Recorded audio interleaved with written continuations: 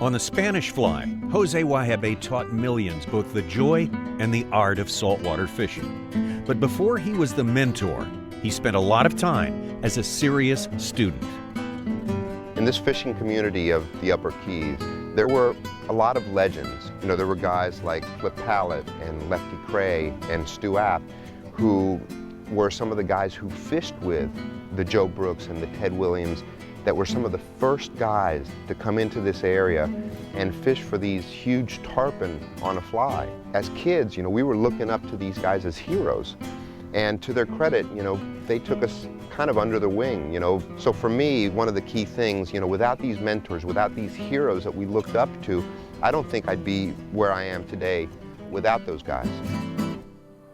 I don't know if you ever really see yourself in the role of mentor when there's friendship involved. It is there, and it's probably more apparent to the person who's being mentored. With Jose, I got to watch a really unique aspect of the mentoring phenomenon. I'll tell you, that old saying, what comes around goes around, is pretty true.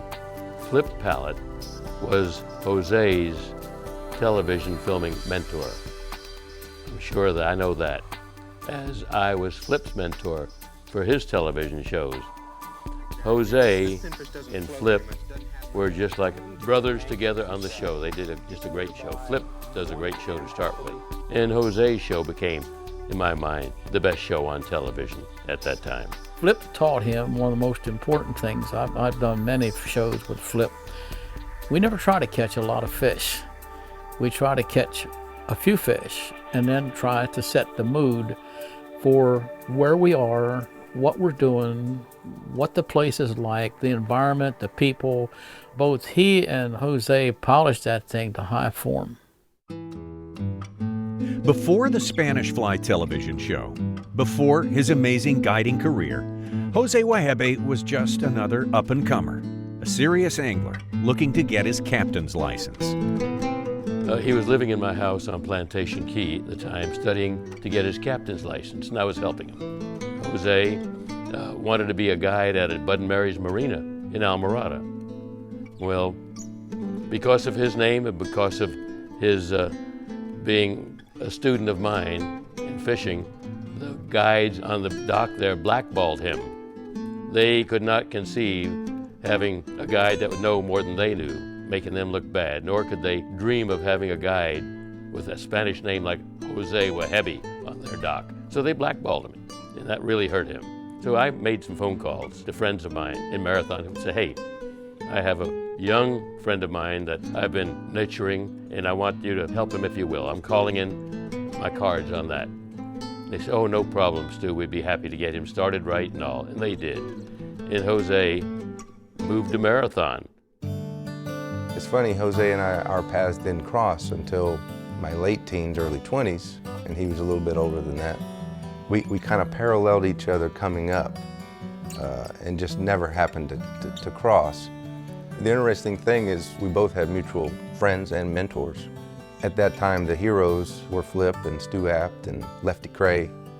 We didn't really discuss in our early friendship, you know, about those guys. But later years, when we really became close and talked about personal things, we spoke of them often and how we heard of each other's stories from them about each other. Let's see, you were 8, I was 19, and I think I was living in a room at Stu's house. Stu had a room behind his house and stuff. Where was that house at? In Plantation Key. See, when I was 8, yeah, I drove right by you. You might have been in that little house right behind Stu.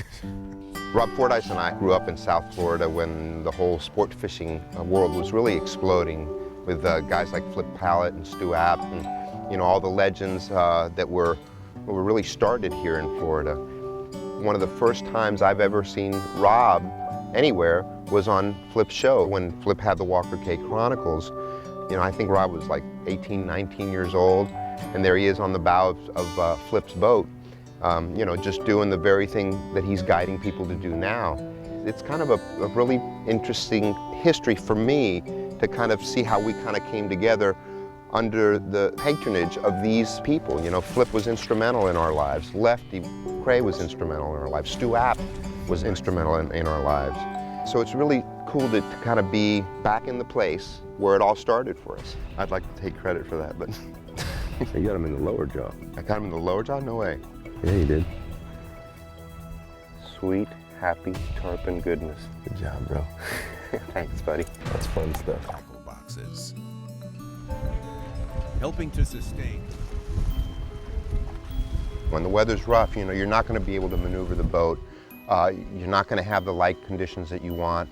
And so what we found is that it's best to park the boat in a spot you think there's fish, get some bait in your well, and start throwing it in there. And you'd be surprised what happens on days like today. He was always willing to share his knowledge with anybody that was asking for it. He worked a long time to know all the different stuff that he knew. He loved to teach. I think you're fishing it too close. I think you need to keep fishing it back there. Like here. He had a nick. Yeah, like, look, check it out. I'd probably like start it back there and like free float it. Keep feeding it. And just keep feeding, yeah. Because remember, if you just stop it, it's gonna float up. Yeah, it's gonna float up. Everything else in there is floating back with the current, right? You know, you're just basically free floating is what you're doing.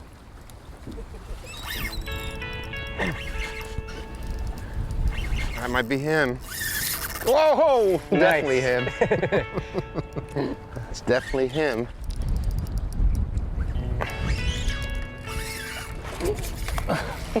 Pretty. They are, aren't they? Jose has taught thousands of people through his shows as well as his guiding. One of the things that Jose did so well, when I would sometimes go along guiding with when he had a client. I'd go mainly just to take photographs. But he also spent a great deal of time, he would stop sometimes, just stop the boat, walk up with a fellow and instruct him in how to retrieve a lure or where to cast it and how to cast it. So he made so many of the people who actually booked him as a guide better fishermen because of that.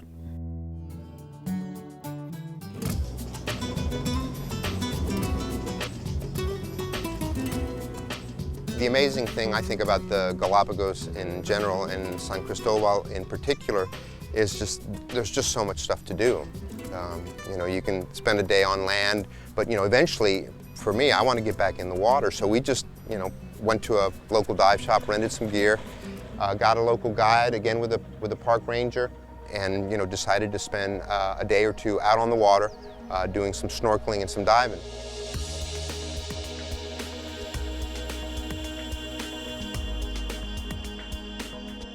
We got in the water and we're swimming down this shoreline and we get to a place and all of a sudden there's, you know, half a dozen baby seals and they're just absolutely the most playful creatures. They're like puppies underwater. I mean, I hate to say it that way, but they are. A sea lion in the water is one of the most graceful, beautiful creatures I think that there is. We spent some time looking for the marine iguanas. These iguanas during the day sit on rocks and lay in the sun, but early in the morning, a lot of them will go down to the water, jump in the water and actually swim down to depth, grab onto a rock and start eating the algae off of rocks. You know, there's other fish in there, the damosels, which are very territorial to the area, so they're kind of biting this iguana on the head. It's really quite an amazing thing to see that in the wild. We did a lot of fun fishing together, but even though we weren't shooting a show, the cameras were always there. You just never know when that opportunity is going to present itself, that epic moment, that shot of a lifetime. I think that's what set Jose apart. Even if the past 3 times we didn't turn it on and use it, when it was time, it was there and it's ready to go. He's back there, he's on the short. On which short? This short? You saw him tailing, really? Yeah, there he is. There he is, yep. Long, he's out there on the long. Sailfish. There he is. He is ripping it.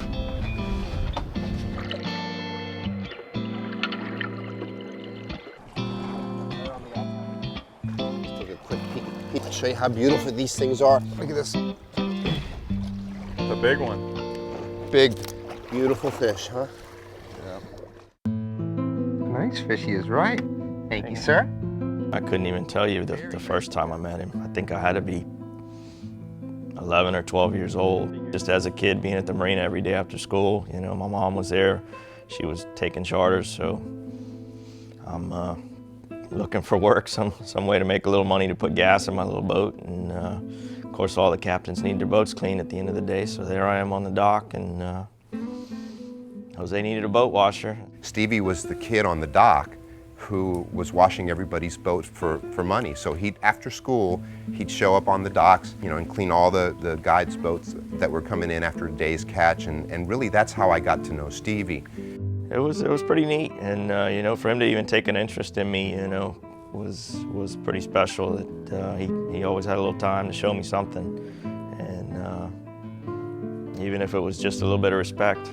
You know, Stevie is one of those saltwater conchs. In other words, a guy who was born and raised here, who has really gotten intimate with the area that he lives in. He would teach me just little things, you know, knots and, you know, little tips on how to pull a boat or what flat I should fish on what tide, or nothing real specific. He would always encourage me to try and learn on my own. I think really that's how the better guides find it. You can read all you want about fishing, you know, you can study all you want about it, but it's kind of like riding a bicycle until you get on it. Good for you, Stevie. And you start fishing and you start getting out there and gaining those experience over a lifetime, that you know, that's how you get intimate with an area.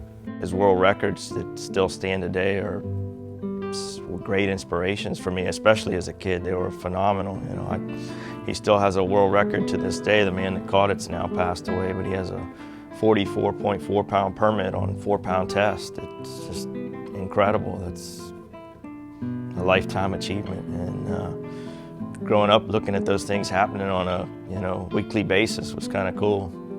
Jose was my mentor. Jose was little Stevie's mentor. Being a mentor isn't all about fishing. It's about being a friend, you know, being there for people, being there for the younger generation, and, you know, talking them through some of your life experiences. And Jose used to do that a lot for me. Rush and I have spent a lot of time fishing together, and it almost always follows a certain pattern. If the action on the surface isn't all that good, we'll throw a man in the water and take a look around to see what's down there.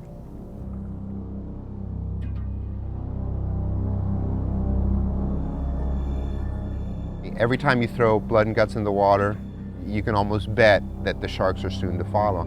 You know, whether it's a school of bait fish attracting tunas, or the tunas attracting wahoos, or the wahoos attracting sharks. It's just the way it is.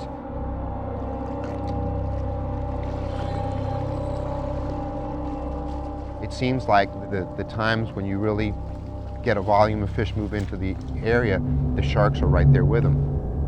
You know, and that's what we've done all our lives in the Keys. We've spent time underwater. You know, I started out spearfishing for a while, and then at some point switched over to a camera. Wahoo! Wahoo! You guys, there's 2 wahoos back there. Get in there with your gun, man. Get them. Think? Yeah, get them. Rush and Steve are absolute fanatics about spearfishing, and specifically spearfishing wahoo, because it's not an easy sport. You know, the wahoos are big and fast. You rarely get a kill shot on them. There's sharks in the water. They're a very fast fish, very hard to get close to. It requires a lot of, you know, bait and food around the divers, which in turn brings the sharks. So, you know, it's not an easy sport.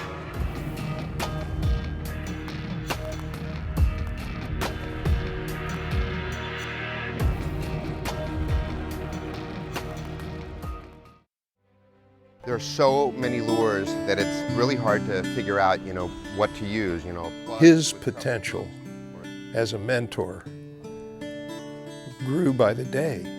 And so he would have become, and it was in his nature to do that. And so he would have become, well, who knows? But we do know that his star was just coming over the horizon. Mentoring and sharing his knowledge of fishing were both very important to Jose. He also knew the importance of sharing his time.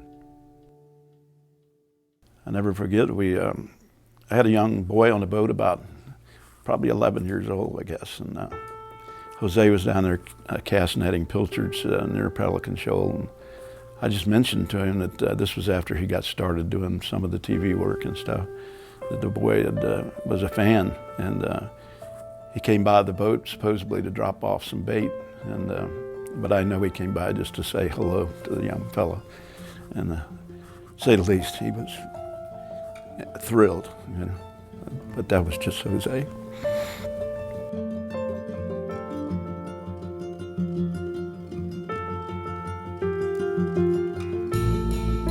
I owe everything that I learned I owe to Jose. You know, at some point you think you know everything, and then you know, somebody teaches you more, and you realize how little you really did know. And you know, that's probably the biggest gift in fishing I've had is having Jose show me these things. A lot of these destinations that he went to, Panama, coming to see us in Panama, and taking a lot of, once again, his Key West style of fishing and taking it to these other areas and sharing with the other anglers that he's fishing with, you know, this great knowledge, this world of knowledge that he's developed, that he had learned from his mentors. See a snapper back there. There's something big at 11 o'clock out there. Under the frigate? Okay, he's on the rock. He's right on the rock. It's a big one. He's right on the rock, right where Juan just threw. Okay.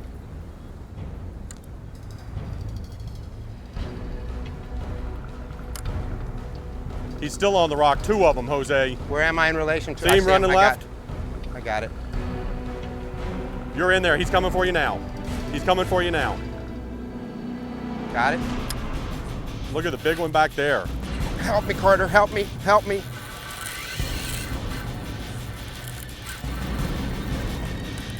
I'm in reverse. All right, good, good, good. I feel a rubbing. He's rubbing. He's rubbing. He might be off. He might be off. Come on, baby. Come on. You got him coming? I don't know now. Bro, he got me in there a second ago. Yeah, he's free. He's free. He's free. Come on. Oh, you got the jack. What? Yeah! We don't have them yet there, big boy. Oh, sorry. I'll save the next one. Battling the Cubera. Woo, nice one. Look at the size Nice of fish, this Mr. thing. Hose. Look at that. That's the one. Okay. That's a snapper. Juancito! Lo tiene. Te ayudo. Oh my God. Juan, thank you, man. Nice job. Mr. Jose. All right. Now that's a snapper. Jose, you know, Jose meant to me, no, Jose was my friend, man. And Jose was an inspiration. He was a mentor. He was the guy that, you know, I strive to, don't want to say I strive to be, but I strive to just to have what Jose had, friends, and, you know, his experiences and his fishing, and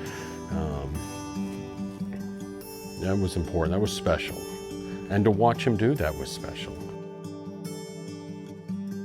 Jose believed that you never stop learning. So he was always learning, but yet at the same time, yeah, I saw him mentor a lot of people in the Keys.